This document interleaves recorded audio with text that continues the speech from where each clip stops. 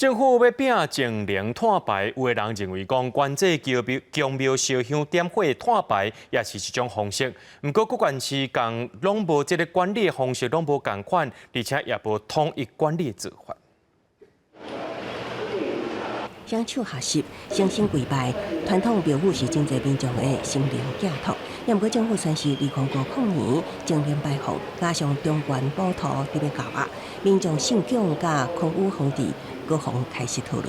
心里有诚心祈祷，其实我觉得神明就会听到。不少民众认为心诚则灵，行天宫2014年起修成金香，拄起大香炉甲敬道。鼓励信众以道着心香代替香线，甲虔诚心代替敬品。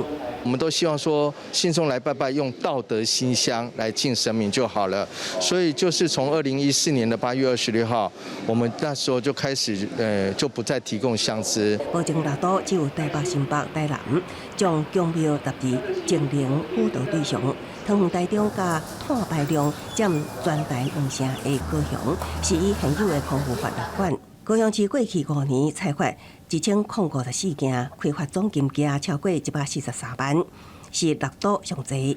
其次是北市开发222件，新北22件，汤圆开发件数是挂零。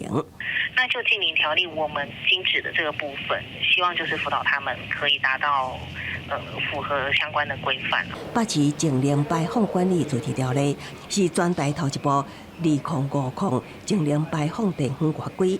6月，国家辅导北市扩元宫利用绿能智慧都灵系统，加做头一座创零都灵示范宫庙。记者综合报道。